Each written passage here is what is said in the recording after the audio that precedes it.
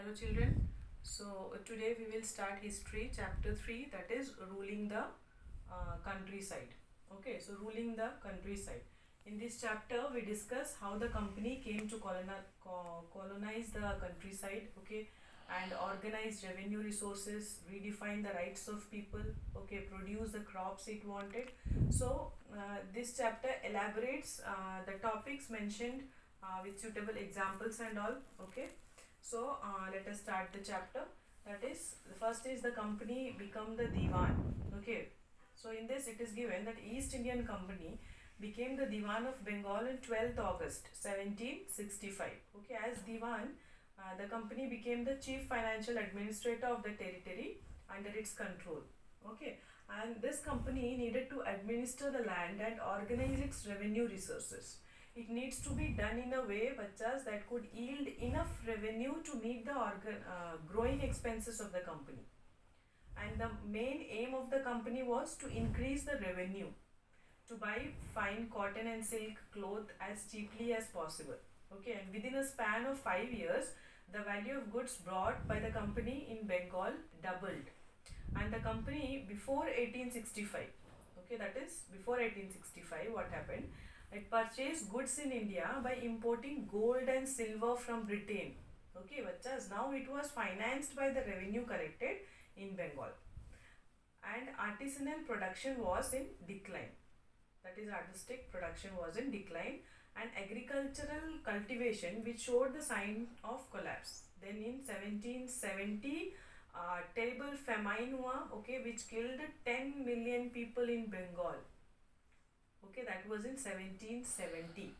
And in 1793, okay, that is, what are the needs to improve our agriculture, okay, that we are discussing. That is, in 1793 we can say what happened is the company introduced the permanent settlement, okay, the and by this term of settlement, that is this permanent settlement, okay, the rajas and talukdars were recognized as zamindars.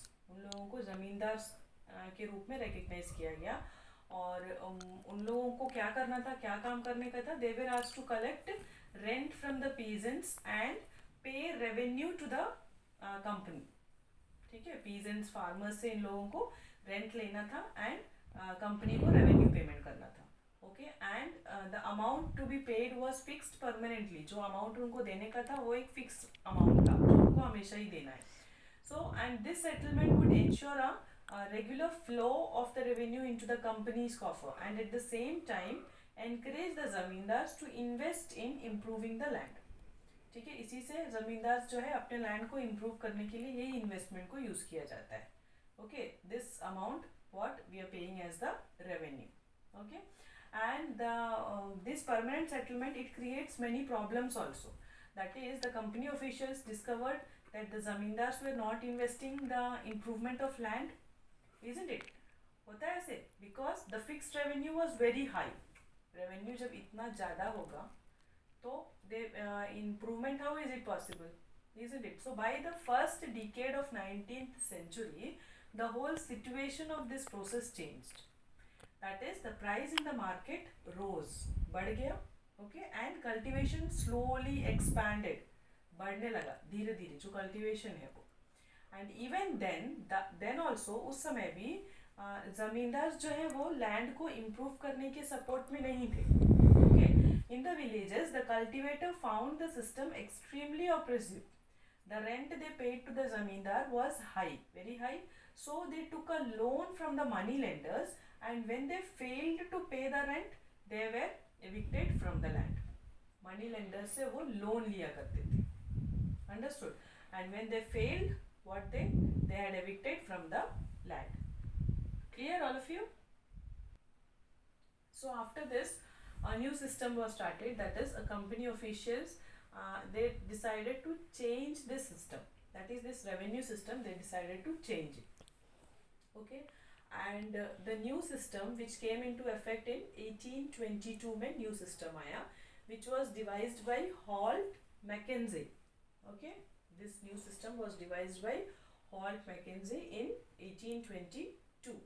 And and under his direction we can say that collectors went from village to village to inspect the land का inspection के लिए, to the field के measurement के लिए, okay, recording the customs and rights of different groups, and for all this collectors were moving.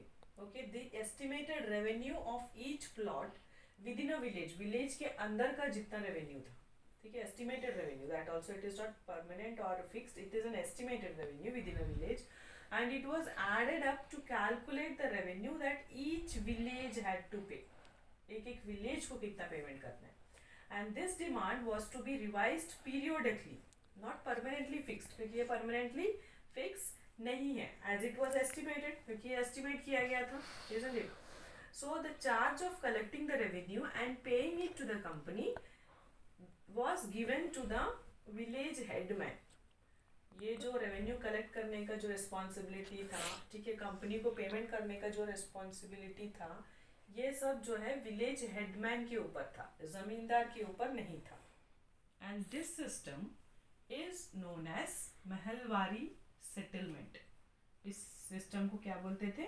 Mahalwari settlement. That is हॉक Mackenzie, that is he is an Englishman. Okay, he introduced this system Mahilwari in 1822, and in this system what is happening, that revenue जो collectors थे, okay, revenue collectors went from village to village to inspect and measure the land, okay, of different communities, and this estimated revenue from each plot was added to calculate that revenue that each village had to pay.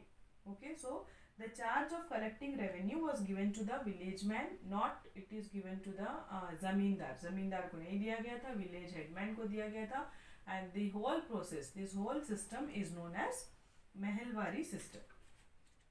Okay, so I hope Mahilwari system clear all of you. Now we can say about the Munro system. ठीक है, Munro system. So in the British territories in the south, okay, a new system was devised. That is known as Ryotwar. Okay, so this system was gradually extended all over South India, we can say. Ryotwari system, that is this system of land revenue collection introduced in this is introduced in Madras and Bombay presidency, okay, by the British, and it is known as Ryotwari system. The government made a settlement with farmers for a specific period of about 30 years. And the farmers had to pay 50% of the produce to the government every year, and this settlement could be revised after a stipulated period, we can say. Understood?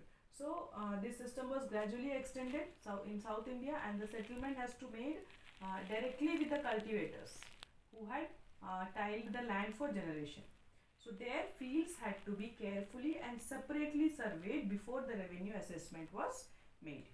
Okay, so in this system the main thing which you have to keep it in your mind is the system of land revenue collection, which is introduced in Madras and Bombay presidencies by the British.